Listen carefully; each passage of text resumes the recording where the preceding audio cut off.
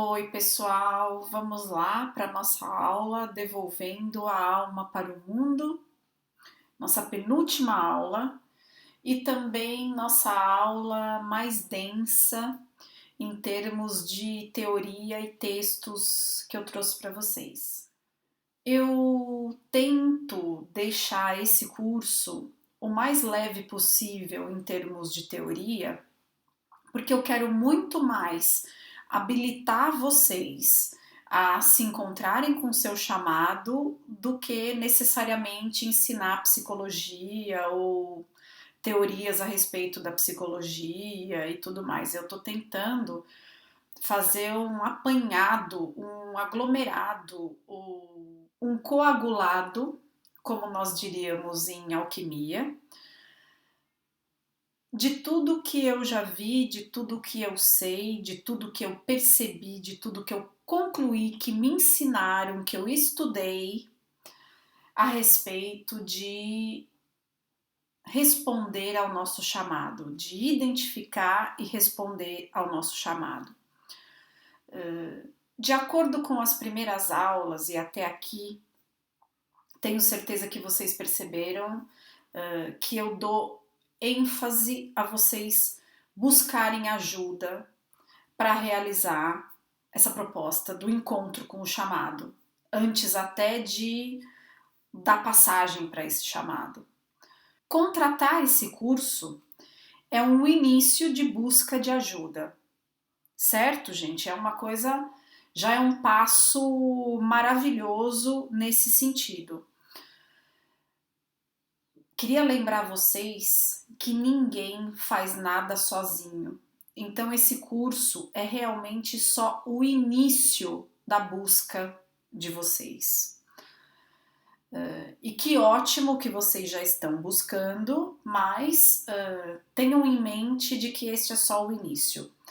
Nesse sentido, eu não quero dizer necessariamente que vocês vão ter que fazer psicoterapia, apesar de eu mesma ser uma testemunha viva das vantagens de uma boa psicoterapia.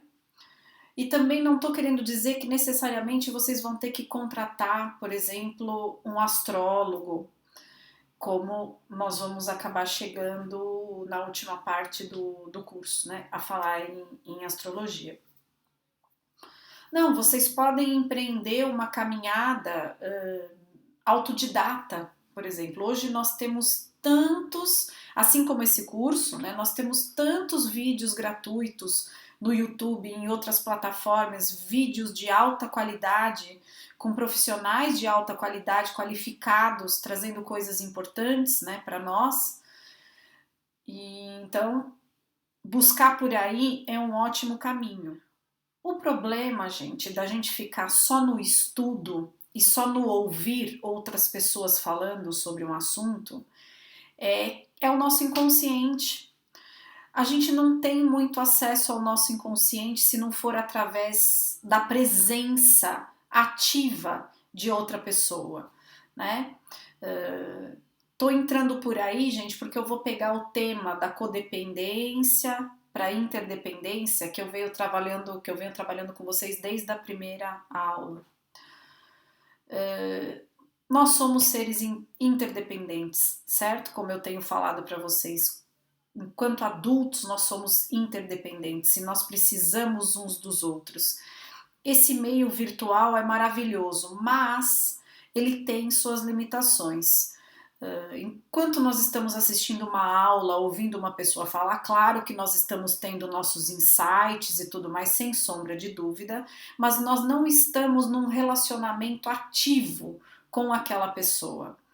É importante que vocês busquem um relacionamento. Jung mesmo dizia que o processo de individuação, ou seja, o processo que começa com o heroísmo e continua com a resposta ao nosso chamado, ele só é possível dentro de relacionamentos. Claro que nesse sentido o relacionamento pode ser virtual, por exemplo, se for um atendimento virtual, não tem problema nenhum, se não der para ser presencial, né?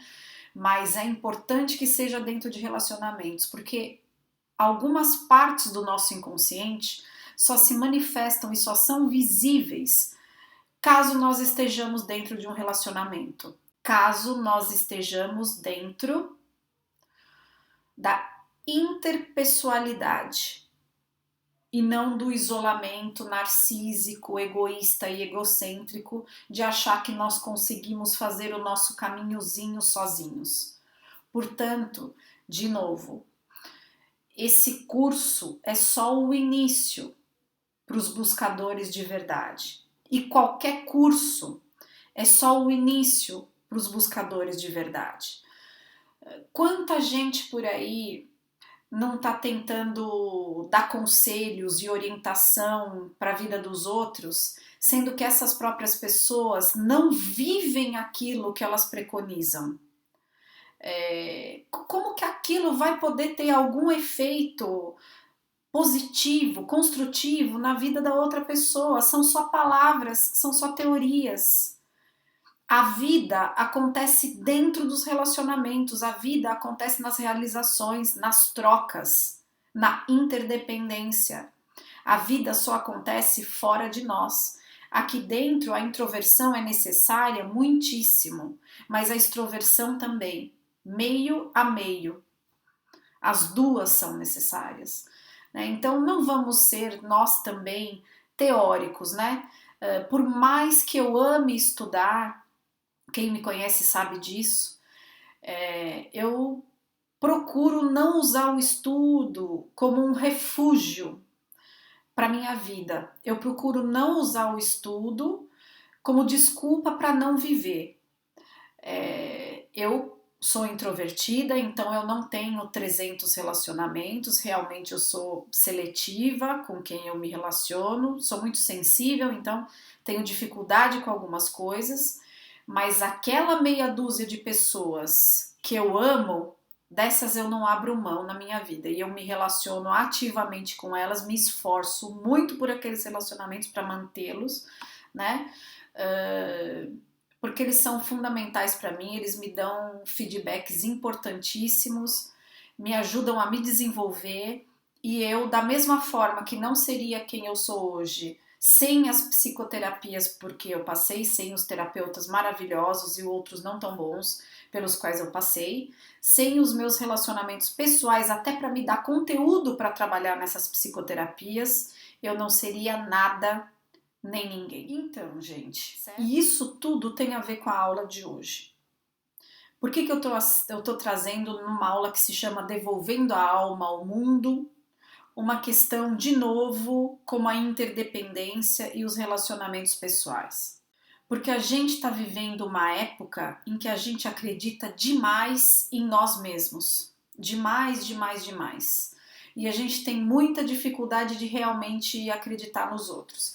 Então nós temos uma facilidade enorme em fazer um curso, assistir uma aula, assistir um vídeo, mas na hora de nos relacionarmos nós temos altos problemas.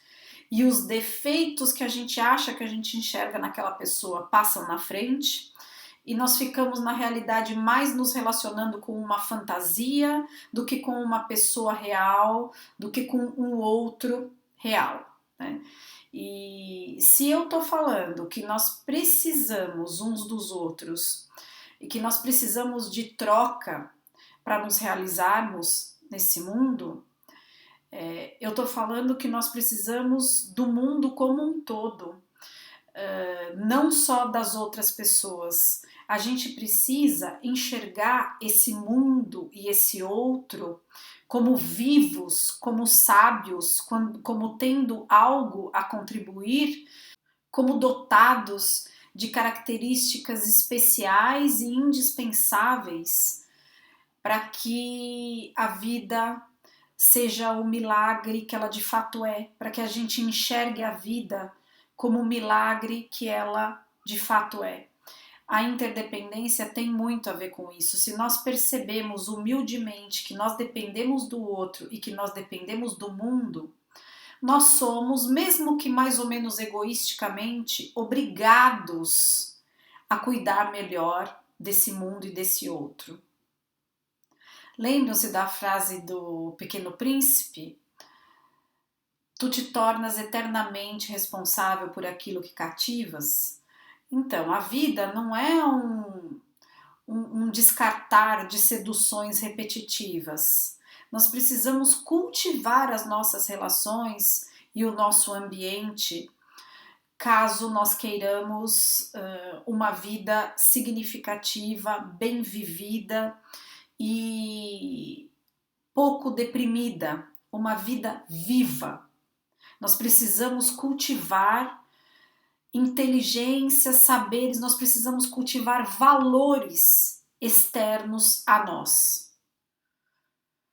E como nós estamos com muita dificuldade nesse sentido, a gente em geral tem uma tendência de olhar para fora, para o outro, para o planeta ou para o mundo apenas como recurso para realizar aquilo que nós desejamos ou para complementar aquilo que nos falta. E por isso eu concluí que essa aula era importantíssima, essa devolvendo a alma ao mundo, porque se nós queremos ser seres almados, vivos, bem dispostos, com vitalidade, nós precisamos cultivar e respeitar a alma também fora da gente, indo num movimento contrário ao que nós temos vivido inconscientemente e indo junto da manada por tantos anos agora. Então, vamos lá. Então, Nicolau Copérnico descobriu que a Terra não era o centro da nossa galáxia, mas sim o Sol. Isso foi em torno de 1500. Foi uma revolução no âmbito acadêmico e um marco na lenta marcha de dessacralização pela qual o mundo passou. Ao mesmo tempo, o homem foi se centrando em si mesmo, enquanto perdia sua comunhão com o universo e sua sensação de conexão com tudo que o cercava. A saga prometeica da ciência, que lutou para dominar a natureza por meio da inteligência e da vontade humanas, objetificou o mundo e o esvaziou de sentido. O que é essa saga prometeica da ciência? Vocês se lembram quem foi Prometeu? Prometeu, na mitologia grega, foi aquele cara que roubou o quê? O fogo dos deuses gregos, a luz. E ele foi punido, tendo seu fígado exposto aos corvos pela eternidade. Os corvos comiam o fígado dele, o fígado se refazia, os corvos continuavam comendo e assim por diante. Então Prometeu é um símbolo de que para ser um herói nós não precisamos ultrapassar os limites do bem e do mal, nós não precisamos ultrapassar todos os limites. Pelo contrário, né? Na nossa humildade nós podemos fazer grandíssimas coisas, ou até talvez nós podemos trazer a hipótese de que hoje em dia nós não precisamos mais de heróis prometeicos, de heróis como Prometeu. O mundo está como está porque nós tivemos tantos Prometeus que fizeram coisas tão grandiosas que hoje nós não sabemos como conter, segurar um pouco essa gana de progresso que tomou conta do nosso planeta e que consome literalmente o nosso planeta. Então, digamos que nós precisamos de menos Prometeus e de mais heróis desmascarados, de mais heróis humildes e interdependentes. Como consequência, a espécie humana viu-se separada do universo e desamparada por ele, mesmo tendo se apoderado de todo o significado, a alma e a intencionalidade que subtraiu do próprio cosmos no processo. Pois é, pessoal, os Prometeus da vida, esses heróis inflados, eles foram realmente responsáveis, por um lado, pelo progresso como um todo, mas esse progresso teve um preço caro. Para nós podermos explorar algo, nós precisamos de qualquer forma, objetificar este algo. Vou dar um exemplo para vocês. Então, todos entre nós que somos carnívoros, né? Eu, inclusive, eu sou onívora, me considero onívora. Nós comemos carne, beleza. Mas a gente compra já os nossos bifes cortadinhos, a carne moída, o frango também. Aqueles pedaços de animais que nós compramos, para nós, são coisas, não tem alma, certo? Porque eles já estão muito dissociados da origem deles. Agora, como é que seria se nós mesmos que fôssemos comer, tivéssemos que matar os animais que nós vamos comer? Então, é isso que eu quero dizer. Talvez nós, como humanidade, só comamos carne no nível que nós comemos, porque não somos nós que temos que matar esses animais. Claro que de alguma forma a gente é cúmplice disso, mas com isso eu quero mostrar para vocês como sim nós objetificamos as coisas para que nós possamos consumi-las mais. Os animais, para quem é onívoro ou carnívoro, são um exemplo crasso do que eu estou tentando falar aqui. Então vamos supor que eu tivesse uma vaquinha de estimação, muito fofa, que eu alimentasse todos os dias, que eu escovasse todas as semanas, que olhasse dentro do meu olho, que comesse da minha mão. Isso é o oposto a uma vaca objetificada, que vive no meio de uma manada de outras vacas, num criadouro que fica do lado de um abatedouro e que vai em fila para dentro do abatedouro para ser abatida para que nós comamos. Nenhum humano praticamente tem um relacionamento próximo com ela. E segundo os indígenas, tanto brasileiros quanto americanos, quando você tem um relacionamento de respeito para com o animal, você não exagera ao comer este animal. Existe um honrar a alma daquele animal, o lugar daquele animal na vida, no mundo, na cadeia de eventos. Só para trazer os animais como um exemplo, nós perdemos completamente a noção do que isso significa. Nossos animais, para nós, são meros objetos de consumo e muitas vezes acontece a mesma coisa com animais domésticos, por exemplo, que são descartados como se nada fossem. Mesmo assim, até com animais domésticos a gente tem dificuldade de fazer uma ligação. E isso tem muito a ver com todo esse cientificismo e esse distanciamento, inclusive que a tecnologia e o mundo virtual trouxeram para nós. Tudo, quase tudo virou um objeto. Façam uma experiência. Para vocês serem realmente bravos e desagradáveis com uma pessoa, veja se isso é mais fácil vocês fazerem cara a cara com aquela pessoa, ou via Facebook, ou via WhatsApp por mensagem. Vocês conseguem ser mais duros presencialmente ou por mensagem? Estatisticamente, com certeza nós conseguimos ser mais duros por mensagem, por um meio virtual, sem sombra de dúvida, porque aquilo objetifica um pouco o outro, desumaniza um pouco o outro, deixa o outro mais numa posição de coisa do que de sujeito. Então nós estamos falando de um movimento todo que vem desde Copérnico, certo? Que descobriu que na realidade a Terra não era o centro do universo, como nós imaginávamos, e sim o Sol. Isso nos colocou, digamos assim, numa posição, colocou a humanidade, isso foi revolucionário na época, vocês nem imaginam. E fez uma ferida narcísica na humanidade, digamos assim, nos colocou numa posição menor do que nós imaginávamos que tínhamos. E é quase que quase como se o iluminismo e todo o desenvolvimento científico que veio depois fosse para compensar um pouco essa perda desse lugar central, né, no teatro do mundo.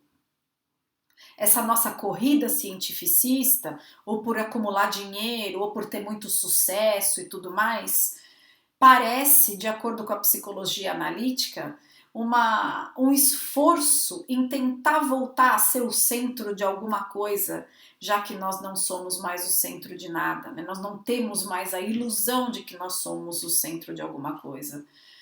Nós precisaríamos recuperar essa noção de que nós somos um elo, olha aí, a Elos Psicoterapia, né? Nós somos um elo dentro de uma cadeia muito maior do que nós, né? Mas nós temos muita dificuldade com esse dado de realidade.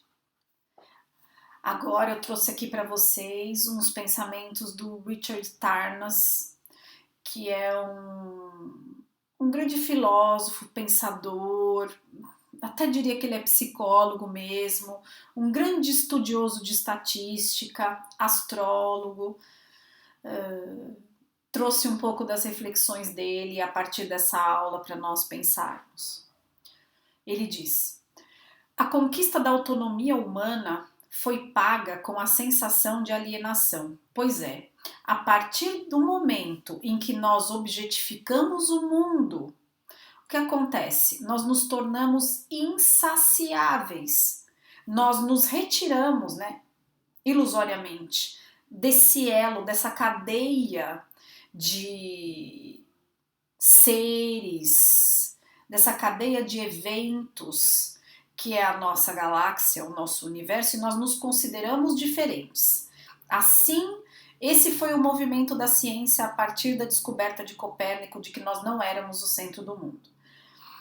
Nós começamos a querer ser o centro do mundo e pensar que tudo estava à nossa disposição para o nosso consumo. O que aconteceu? Nós nos isolamos e realmente ficamos cercados de produtos, de coisas que nós achamos que existem para nos servir ou nos satisfazer. Só que nós sofremos da mesma maldição que sofrem os corvos que comem o fígado de Prometeu. Que maldição é essa? A maldição de que nenhuma dessas coisas que nós consumimos de fato consegue nos satisfazer e nos saciar. A partir do momento que nós objetificamos o mundo e o outro,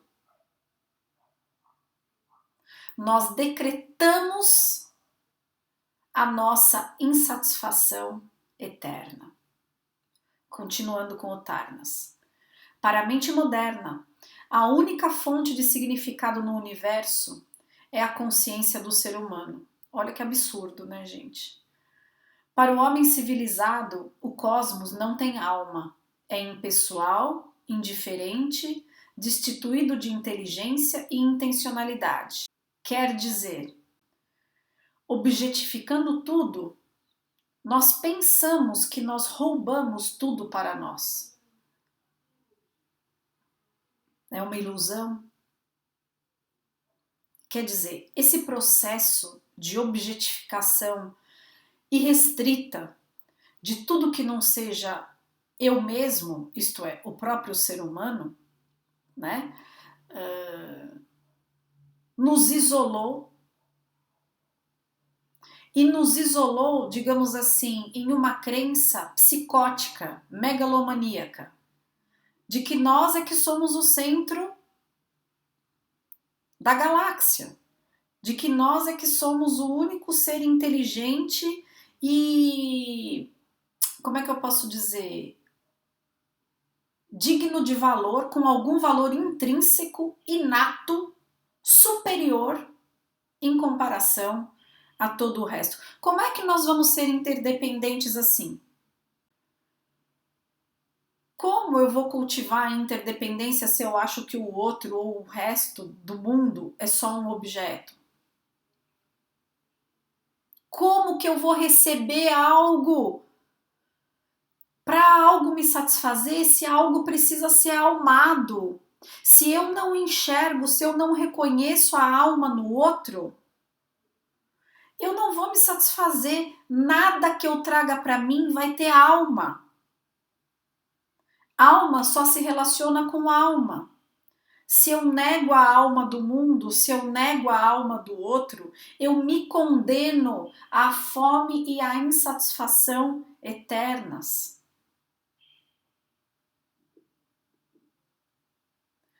E ao cansaço, e ao desgaste, e à reclamação, e ao vitimismo.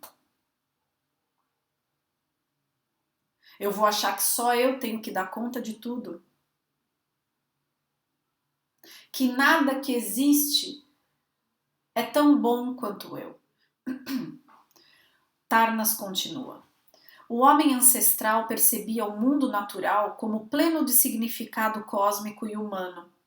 Espíritos eram avistados na floresta e presenças eram notadas no rio, no vento, nas montanhas. Um sentido era visto no voo das águias, na conjunção de dois planetas, nos ciclos solares e lunares. O mundo primal, o mundo primitivo, tinha alma, se comunicava e tinha propósitos.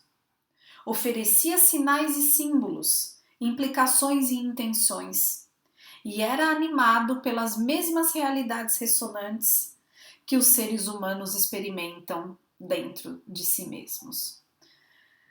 Quer dizer, obviamente que nós não podemos nem devemos querer voltar para o mundo primitivo. Os desenvolvimentos científicos são e foram muito valiosos, só que eles passaram do ponto. Esse é o problema. Eles passaram de ser uma conquista a serem desrespeitosos. Eles passaram de ser um desenvolvimento para um exagero. Aí eu proponho uma pergunta. Assim, quer dizer que qualquer significado e propósito que a mente humana perceba no universo, na realidade não existe intrinsecamente neste e não passa de algo imaginário que é então projetado e atribuído ao mundo pelo psiquismo humano? Em outras palavras, quer dizer que nós só podemos contar conosco mesmo? Quer dizer que só nós somos inteligentes mesmo? Quer dizer que nós estamos mesmo a Deus dará? Ou será que aquilo que Nietzsche percebeu quando ele disse que Deus estava morto, será que isso não foi uma sensação derivada de nós objetificarmos o mundo? Quer dizer, será que Deus está morto ou nós abrimos mão da capacidade e da condição de entrar em contato com essa divindade e esse sagrado que estava até o cientificismo começar sua cavalgada inflada e maníaca? Será que não existe uma inteligência externa ao humano em lugar nenhum? Ou será que nós perdemos o contato com ela e por isso nós achamos que ela está morta? É muito provável que seja esta segunda possibilidade.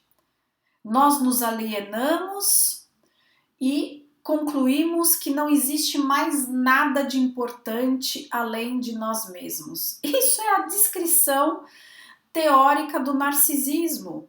Isso é a descrição teórica da perversão.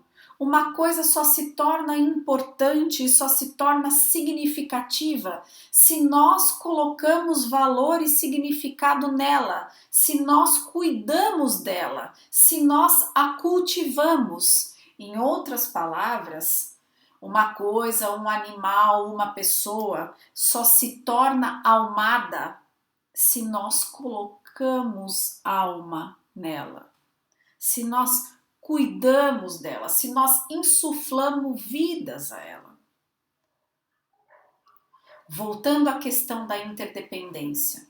Por que é necessário primeiro, como está no meu e-book, A Felicidade Tem Pés de Bailarina? Quem não tiver, me mande um e-mail e me peça para enviar, que eu envio gratuitamente. Primeiro nós precisamos dar para o universo, e o que nós queremos é só receber. Se nós queremos estar na interdependência, se nós queremos troca, primeiro a gente dá a alma para o mundo, depois o mundo nos devolve. O mundo, o outro, o que for, o que for. Primeiro nós precisamos abrir nosso coração ou nosso chakra cardíaco e dar. Um coração aberto também recebe. Um coração fechado não vai ser um mundo ou outro que vai vir bater no nosso coração pedindo para que ele se abra, para que possa nos dar alguma coisa. Isso não existe.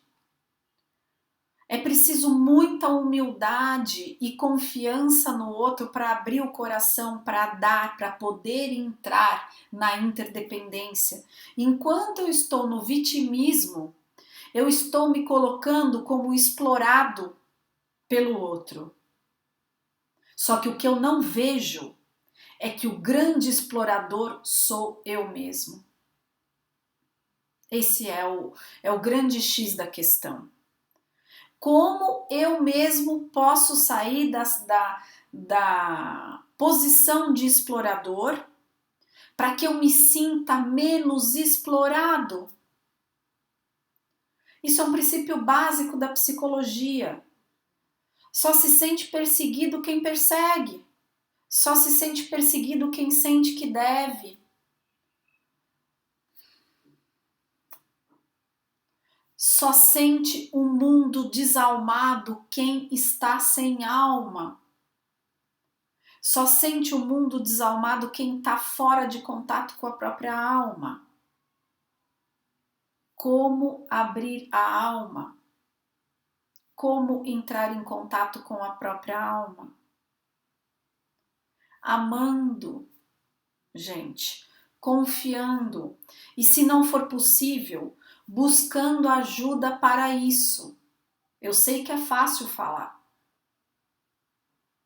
Primeiro você precisa de contato com a tua essência, para depois se abrir para fora e dar. Para isso, de novo, é preciso a interdependência. Você paga alguma coisa para uma pessoa, para um profissional, provavelmente. Nesse caso, né, se você está tão trancado, se estamos mesmo tão trancados, para que a gente possa ir para os relacionamentos interpessoais, a gente vai precisar de uma ajuda, é um movimento coletivo que tem acontecido conosco, né? Então nós pagamos para um profissional nos ajudar a começar a perder medo dos relacionamentos, das outras pessoas, do mundo, a perder medo de investir afeto, atenção, cuidado no outro. Esse é o começo. Aí o Tarnas nos pergunta, na verdade: não será este o maior e mais megalomaníaco delírio antropocêntrico de todos, centrado no homem? Não é um extraordinário efeito da arrogância humana, tentando compensar a perda de lugar da Terra para o Sol? Uma pretensão de proporções cósmicas, exatamente. Deduzir que a fonte exclusiva de todo o sentido e propósito do universo esteja cabalmente centrada e concentrada na mente humana, a qual seria, portanto, absolutamente única, especial e superior ao cosmos inteiro. Não é demais isso, gente? Não é uma inflação absurda, maior até que Prometeu, maior até que a inflação do Prometeu? O que é isso? O que é esse buraco em que nós caímos? De nos achar melhores do que tudo, únicos, quase oraculares. Nós caímos numa armadilha. Tem como nós sairmos dela. Se necessário, busquemos ajuda. Mas a saída está nas nossas relações. Está em confiar, em amar, em cuidar, impedir ajuda, em primeiro lugar, em verbalizar com respeito ao outro, em negociar, pedir o que se precisa.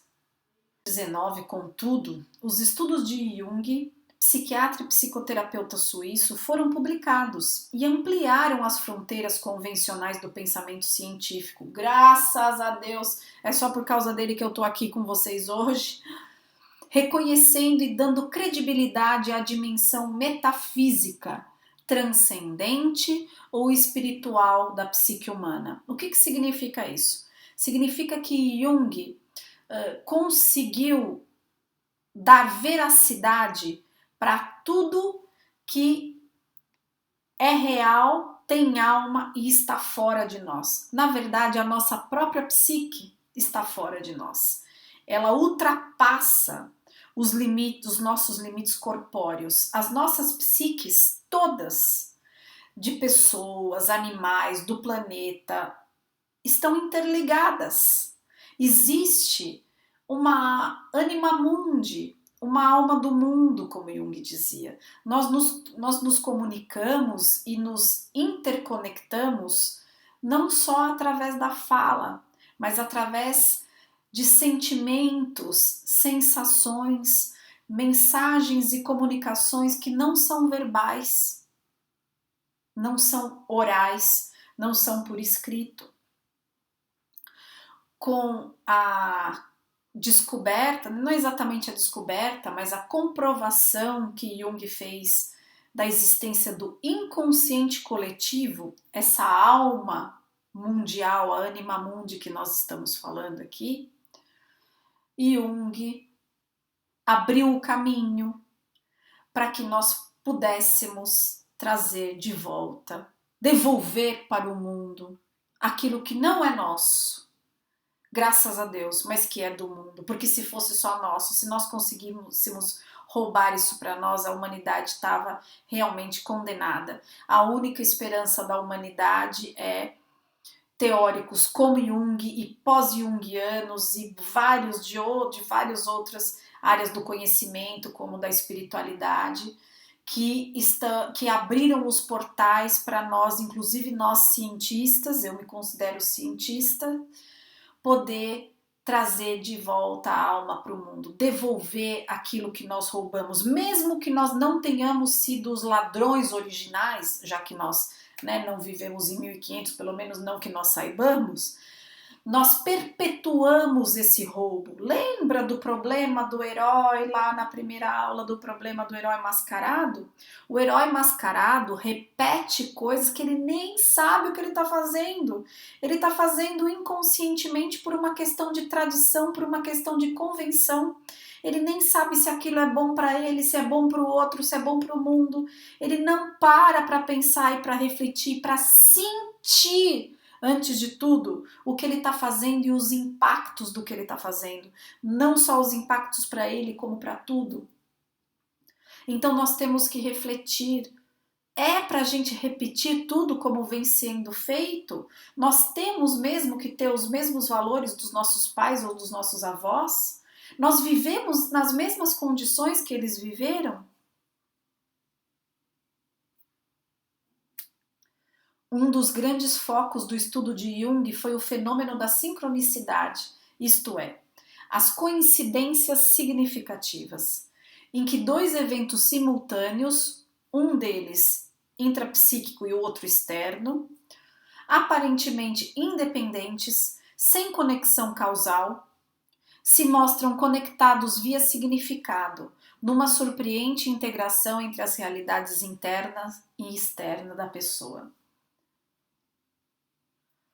Se vocês forem pesquisar, Jung tem inúmeros exemplos na obra completa dele para dar para vocês sobre as sincronicidades que ele presenciou na vida dele, no consultório, junto a pacientes, amigos, pessoas que mandavam cartas para ele contando das sincronicidades.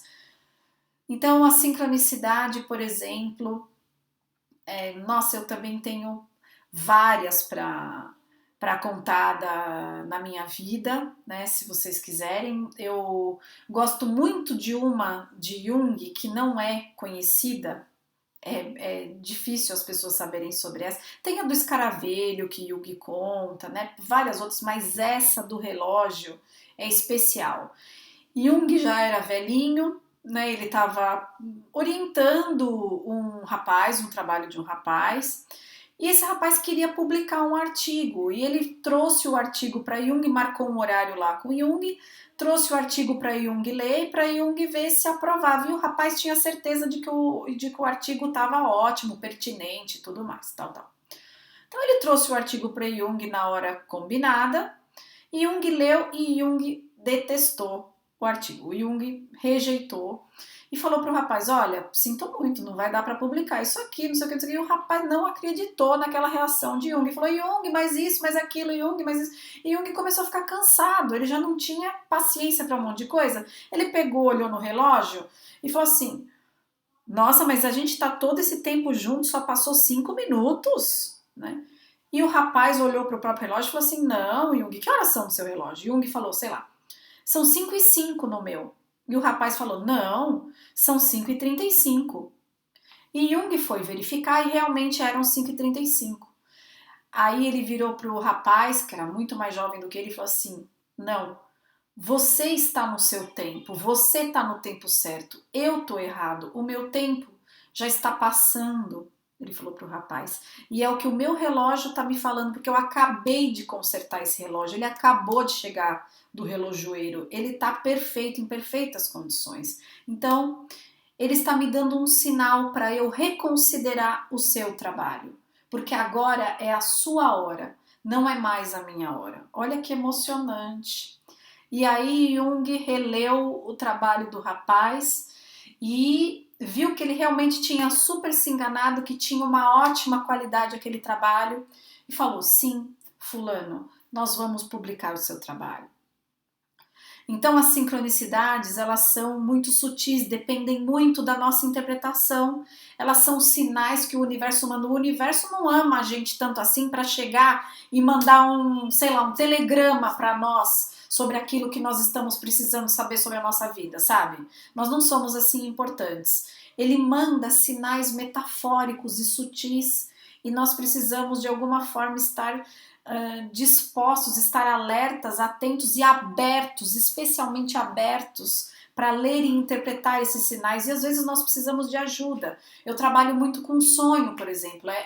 É um trabalho enorme a gente começar a entender a linguagem dos sonhos. Muitos anos de estudo, trabalho, psicoterapia pessoal e trabalho com pacientes para começar a entender os sonhos. Então, também, se necessário, interdependentemente, busquem ajuda para tentar entender as sincronicidades na vida de vocês, né?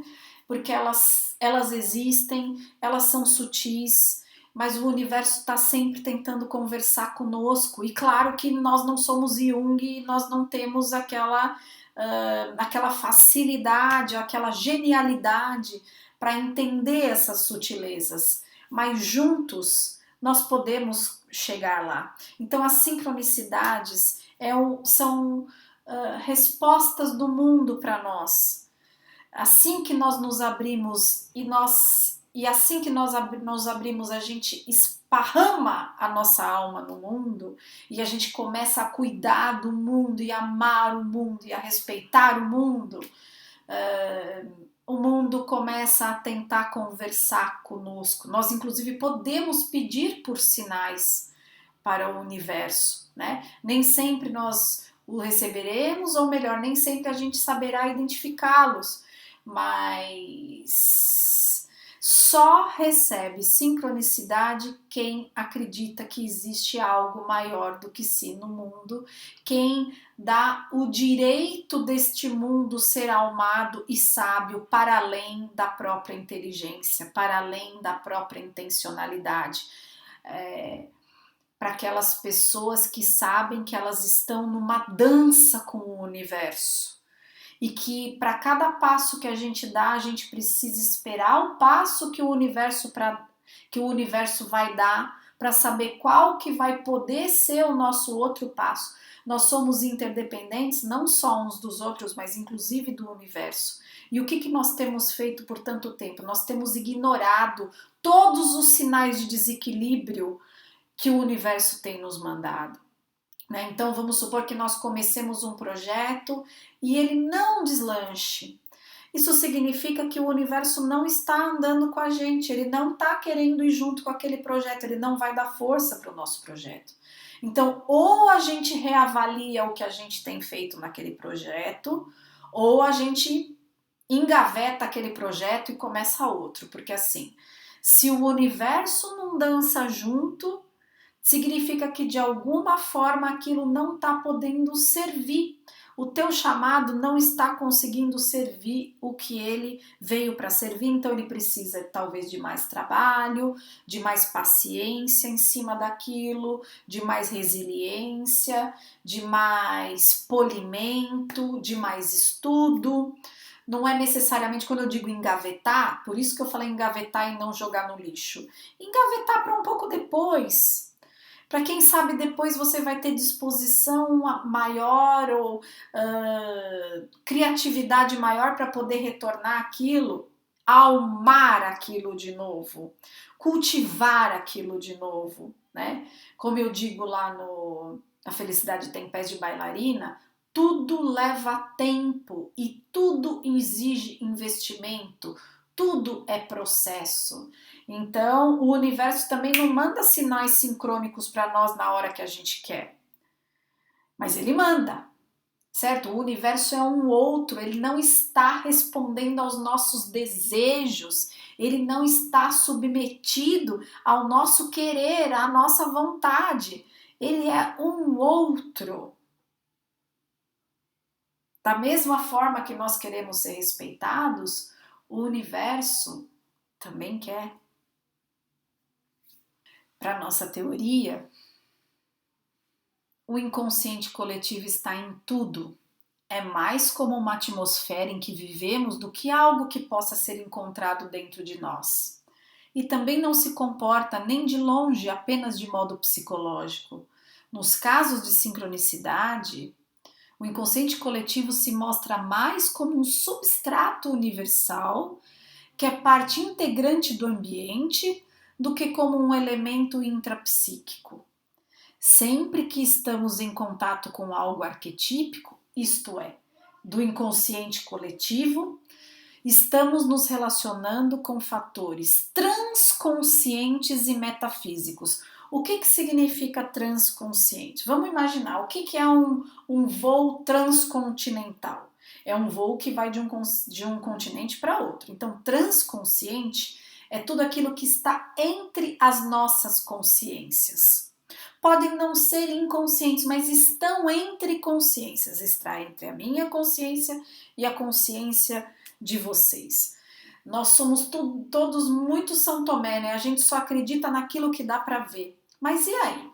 Nós não conseguimos ver nossa consciência, a gente não consegue nem ver, os neurocientistas não conseguem exatamente localizar onde que a nossa consciência está funcionando no nosso cérebro naquele momento. E, no entanto, ela existe, né? Quantas vezes a gente não consegue pressentir eventos, sentir que aquela pessoa que vai chegar na nossa casa vai estar triste? Isso necessariamente é obra de, sei lá, santos, anjos e demônios, ou são as psiques que estão interligadas e algumas pessoas desenvolvem ou já trazem consigo uma sensibilidade capaz de notar os sinais, como se fosse um aparelho de rádio, um sensor, em que alguns são mais afinados e perceptivos, pelo menos para algumas frequências, do que outros. Então Jung está nos dizendo e nos trazendo que precisamos ser bastante humildes, porque existem, como diria Shakespeare, muito mais mistérios entre o céu e a terra do que imagina a nossa vã filosofia, ou do que imagina a nossa vã ciência. A ciência um dia provavelmente vai entender e abarcar todos os fenômenos que ainda são meio inexplicáveis, mas por enquanto nós não podemos substituir o sagrado e a inteligência universal pela ciência. A ciência é muito pequena. A ciência é parte disso e não o todo. A ciência é parte da sabedoria universal que nós estamos descobrindo, revelando, entendendo. Né? A ciência com certeza é parte da sabedoria universal, da intencionalidade universal, mas ela é parte, ela não é tudo.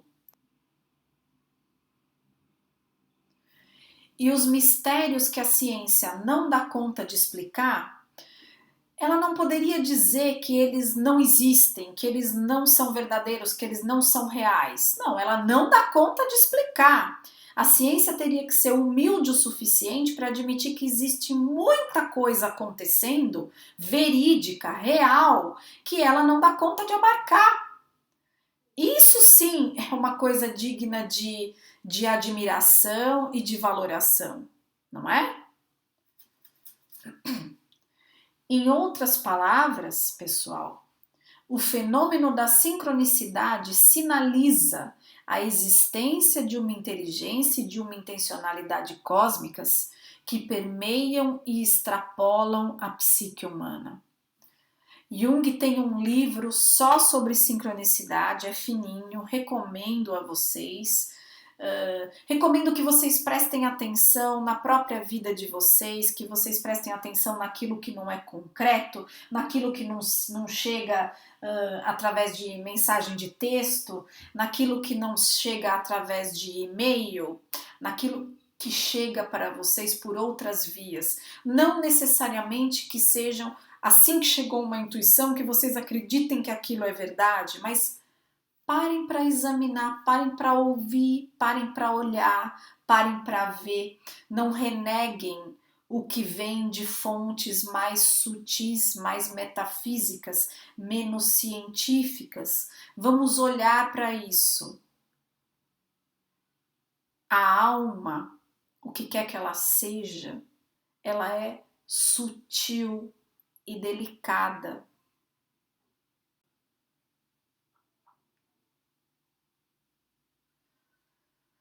Vamos ficando por aqui. Deixo vocês com esse mistério da sincronicidade. A sincronicidade existe, mas ela ainda é muito misteriosa, nós não conseguimos explicar, porque nós adoramos explicar as coisas através de relações bionívocas de causa e efeito. E a sincronicidade não funciona assim, né? Não tem como, por exemplo, no caso de Jung, o rapaz que estava mais certo ter provocado o relógio de Jung a parar, ou ter provocado o pensamento de Jung sobre o relógio de que o artigo dele deveria ser considerado sim. Não, as sincronicidades não funcionam por essa regra restritiva, extremamente racional e parcial de causa e efeito. Existem muitos outros tipos de relação no mundo, inclusive vão muito além. Por exemplo, nós estamos acostumados a olhar muito tudo em termos de utilidade. No que isso é útil para mim? Para que isso serve para mim? Que tal nós perguntarmos que significado isso tem para mim? Porque imaginem que vocês amem muito uma pessoa ou um animalzinho e de repente aquela pessoa, aquele animalzinho sofre um acidente ou tem um derrame e eles fiquem realmente inúteis na nossa vida. Isso significa que eles perderam o valor e o significado? Então, da mesma forma que nós julgamos tudo, se for certo é porque veio de uma relação explicável via causa e efeito. E se tem valor é porque nos é útil. Vamos começar a questionar essas formas de julgar o valor das coisas? Seja porque são explicáveis via causa e efeito, seja porque nos têm utilidade? Obrigada, gente. Vamos em frente.